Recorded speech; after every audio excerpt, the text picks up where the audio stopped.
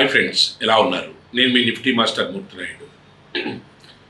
మన యొక్క సేవింగ్స్ని మనం ఇన్వెస్ట్ చేసుకునేటప్పుడు, స్టాక్స్లో ఇన్వెస్ట్ చేసుకునేటప్పుడు ఏదైతే స్టాక్స్లో మనకి అత్యధికంగా రిటర్న్స్ ఇస్తాయో ఆ స్టాక్స్ని ప్రిఫర్ చేయడానికి ఎక్కువ ఇష్టపడుతూ ఉంటాం. కానీ అలాగా అత్యధికంగా రిటర్న్స్ ఇచ్చే స్టాక్స్ అందరికీ తెలియాలనేం లేదు.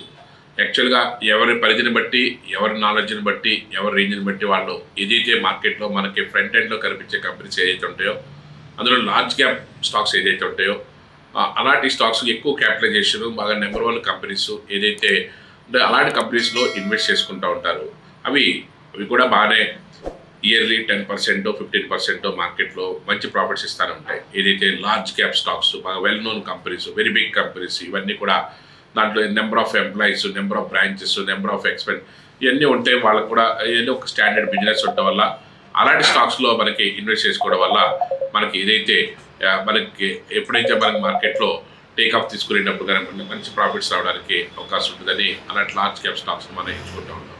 కానీ నేను మీకు ఈరోజు ఇక్కడ చెప్పబోయే స్టాక్ ఏంటంటే, లాస్ట్ ఇయర్ సుమారుగా 330% రిటర్న్ ఇచ్చినటువంటి స్టాక్ ఇది. అంటే లాస్ట్ ఇయర్ ఎలా అంటే గత 3 సంవత్సరాలుగా చూసుకున్నా సరే ఒక 230%, 230% కాంపౌండింగ్ అయినా ఇది ఏదైనా మిడ్ క్యాపా లేకపోతే ఏదైనా లార్జ్ క్యాపా అంటే అలాంటి స్టాక్ కూడా కాదు. ఇది స్మాల్ క్యాప్ కంపెనీకి సంబంధించినటువంటి స్మాల్ క్యాప్ స్టాకు. సుమారుగా ఒక 2000 కోట్లు క్యాపిటలైజేషన్లో ఉన్నటువంటి సెక్టార్ వచ్చేటప్పటికి డిఫెన్స్ అండ్ ఏరోస్పేస్ సంబంధించినటువంటి సెక్టార్, డిఫెన్స్ సెక్టార్కి సంబంధించినటువంటి స్టాక్ ఇది.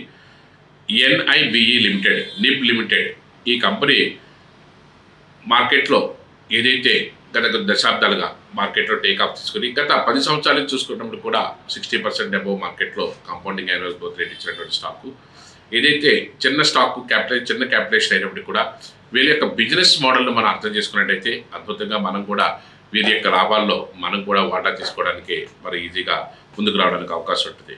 ఏదైతే మార్కెట్ క్యాపిటలైజేషన్ ఒక 2000 crores మార్కెట్ క్యాపిటలైజేషన్ ఉన్నప్పుడు కూడా 50% ప్రమోటర్ స్టేక్ ఉంది. అంటే 50% ప్రమోటర్ స్టేక్ ఉంటే మనం యాక్చువల్గా ఒక 25-30% ఉంటేనే మంచి స్టాక్గా మనం తీసుకుంటూ ఉంటాం. 50% ప్రమోటర్ క్యాపిటలైజేషన్, అందులో కూడా FIS కూడా 11%. ఇంత స్మాల్ క్యాప్లో కూడా FIS ఒక 11% ఉన్నారు. అంటే వాళ్ళు FIS అంటే మనకి బిజినెస్ మోడల్ అర్థం చేసుకోకుండా FIS 80% కూడా మార్కెట్లో రారు.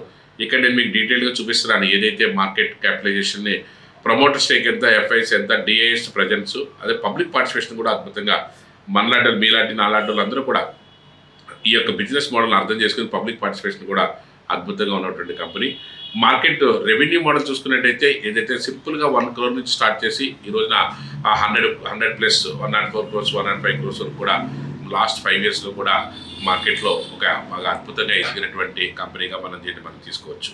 అట్ ద సేమ్ టైం నేను మీకు ఇక్కడ దాని యొక్క మోడల్ ఆఫ్ బిజినెస్ ఏ విధంగా ఉంటాయి, ఏ టైప్స్లో బిజినెస్ చేస్తారు అన్నది అంతా కూడా కంపెనీ యొక్క ప్రొఫైల్ ఫోటో, అదేవిధంగా వాళ్ళు ఏదైతే BVM రీసెర్చ్ ఏదైతే ఉంది, అదేవిధంగా వాళ్ళకి ఏదైతే డిఫెన్స్ ఏరోస్పేస్లో సంబంధించినటువంటి స్పేస్ ఏదైతే ఉంది, అదే EV వెహికల్స్ని నిబ్ ఈ మోటార్స్ అన్నది ఏంటి అనేది అంతా కూడా డీటెయిల్గా నేను ఇక్కడ పిక్చరైజేషన్ రూపంలో చూపిస్తున్నాను. దాని యొక్క వేరియబుల్స్లోకి వెళ్తే, కంపెనీ వేరియబుల్స్లోకి వెళ్తే ఇది 2005 ఇది 2005 నుంచి కూడా ఎస్టాబ్లిష్ ఇన్కార్పొరేట్ అయినటువంటి కంపెనీది. The business of manufacturing of the critical components for defence. ఏదైతే చాలా కాంపోనెంట్స్ ఏదైతే అత్యవసరమైనటువంటి క్రిటికల్ కాంపోనెంట్స్ ఏదైతే డిఫెన్స్కి అవసరం అవుతాయో అటువంటి క్రిటికల్ కాంపోనెంట్స్ని డిఫెన్స్కి తయారు చేస్తూ ఉంటుంది. అదేవిధంగా ఈ మోటార్స్, ఈ వెహికల్స్ సంబంధించింది, అదేవిధంగా ఈ వెహికల్స్ అండ్ దానికి సంబంధించిన సాఫ్ట్వేర్ డెవలప్మెంట్ సంబంధించిన దాంట్లో ఒక విభాగం అంతా కూడా ఉంది. బిజినెస్ నేను ఇక్కడ బిజినెస్ ఓవర్వ్యూ కూడా చూపిస్తున్నాను. ఇక్కడ business of fabrication and the machinery ఏదైతే mechanism of the components and used for the defence sector as well as the assembly of components of the vehicles. Electrical vehicles ఇప్పుడు ఏదైతే automobile దాంట్లో game changing point అయిన electrical vehicles కావాల్సినటువంటి equipments కూడా తయారు చేస్తుంది. It also offering the strategic products of the related research advanced in the vehicles divisions and the BVM and RD foundations, దానికి సంబంధించినటువంటి సెక్టార్స్ అన్నీ కూడా ఇక్కడ డీటెయిల్స్గా స్టెప్ బై స్టెప్ నేను చెప్తున్నాను. ఇక్కడ మీకు ప్రొడక్ట్ ప్రొఫైల్ కూడా చూపిస్తున్నాను. NIBE defence manufacturing structure, sub missiles and assembling of the mobile weapons, launches for the programs such as the Brahma's and missile MRSAM దీనికి సంబంధించిన డీటెయిల్స్ అన్ని కూడా నేను మీకు ఇక్కడ డీటెయిల్గా స్టెప్ బై స్టెప్ ఏ విధంగా ఉంది, మిలిటరీ దానికి సంబంధించిన సాఫ్ట్వేర్స్ ఏ విధంగా డెవలప్ చేస్తున్నాను అంతా కూడా చూపిస్తాను.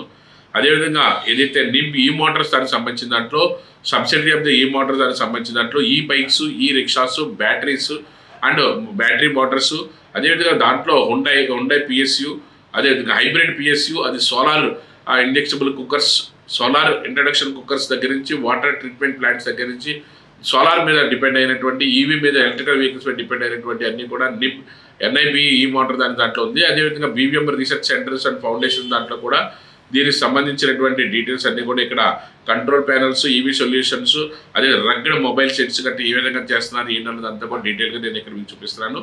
అట్ ద సేమ్ టైం వీళ్ళ యొక్క క్లయింట్ బేస్ చూసుకున్నట్టయితే డిఫెన్స్ సెగ్మెంట్కి సంబంధించిన క్లయింట్ బేస్ సంబంధించిన దాంట్లో ఇండియన్ డిఫెన్స్ ఫోర్స్ ఉన్నది and it's also service of L&T defence కూడా దానికి సంబంధించిన ప్రైవేట్ డిఫెన్స్ లాంటి కూడా వీళ్ళ యొక్క సప్లై కూడా ఉన్నది. రెవెన్యూ బ్రేకప్ కూడా నేను ఇక్కడ మీకు డీటెయిల్గా చూపిస్తున్నాను. ఏదైతే రెవెన్యూ బ్రేకప్ ఏదైతే మ్యానుఫ్యాక్చరింగ్ గూడ్స్ దగ్గర 47% వస్తుంటే, అదేవిధంగా ట్రేడెడ్ గూడ్స్ దగ్గర 25%, సేల్ ఆఫ్ సర్వీసెస్ దగ్గర నుంచి ఒక 28% కూడా వీళ్ళకి రెవెన్యూ బ్రేకప్ వస్తుంది. జియోగ్రాఫికల్గా చూసుకున్నట్టయితే డొమెస్టిక్ 94%, ఎక్స్పోర్ట్ దానికి సంబంధించిన 6% ఇక్కడ డీటెయిల్గా నేను చూపిస్తున్నాను. ఆర్డర్ బుక్ కూడా 130 crores ఆర్డర్ బుక్ ఉన్నది. అదేవిధంగా L&T and mechanism and modular bridges structures and the assembling of the amount 130 crores above various vehicles దానికి సంబంధించిన ఆర్డర్ కూడా ఉంది. దానికి సంబంధించిన డీటెయిల్స్ కూడా చూపిస్తున్నాను. కంపెనీ చిన్నదైనప్పుడు కూడా దాని యొక్క రెవెన్యూ గ్రోత్ కానీ, దాని మోడల్ కానీ, దాని బిజినెస్ కానీ ఎక్స్ట్రాడినరీగా ఎస్టాబ్లిష్ చేసుకుంటూ ముందుకెళ్తున్నటువంటి కంపెనీ. ఎందుకు ఈ కంపెనీని బై చేయాలి, మనకి దీనికి ఉన్నటువంటి వేరియబుల్స్ ఏంటి, ఫండమెంటల్స్ అన్నీ కూడా నేను మీకు ఇక్కడ ఇన్ డీటెయిల్గా మీకు ఇక్కడ చూపిస్తున్నాను. ఎట్ ద సేమ్ టైం మనకి ఏదైతే జియోగ్రాఫికల్గా మనకి గ్రాఫ్ ఏదైతే టెక్నికల్గా హెల్తీగా ఉన్న స్టాక్స్ని మనం ఇంట్రడ్యూస్ చేస్తున్నామో, ఆ టెక్నికల్ హెల్తీలో మార్కెట్ ఏదైతే అసెండింగ్ ఆర్డర్లో మార్కెట్ టేక్ఆఫ్ అవుతుందో, మంచి మూమెంట్ తీసుకుంటుందో, ఇలాంటి స్టాక్స్ సంబంధించిన దాంట్లో మన పోర్ట్ఫోలియోలో కూడా ఎంతో కొంత అమౌంట్ దీంట్లో కూడా పెట్టుకుంటే మనకి యావరేజ్ని చూసుకుంటే మనకు అద్భుతమైన రిటర్న్ రావడానికి, మంచి ప్రాఫిట్స్ తీసుకోవడానికి అవకాశం ఎక్కువగా ఉంటుంది. ఇలాంటి యొక్క హిడెన్ జంప్స్ని ఏదైతే హిడెన్ మోనోపోలీ స్టాక్స్, ఇది డిఫెన్స్లో క్రిటికల్ కాంపోనెంట్స్ సప్లై చేసి తయారు చేసే ఒక మ్యానుఫ్యాక్చరింగ్ యూనిట్ ఉంది. ఎలక్ట్రికల్ వెహికల్స్లో బ్యాటరీస్ అండ్ బ్యాటరీ కాంపోనెంట్స్ దానికి సంబంధించి R&Dతో పాటుగా దానికి సంబంధించిన ప్యానల్స్, ఎలక్ట్రికల్ ప్యానల్స్ అన్ని తయారు చేయడంలో ఒక నిష్ణాతమైనటువంటి కంపెనీ.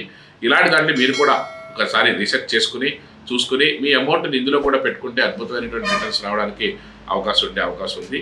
Thank you.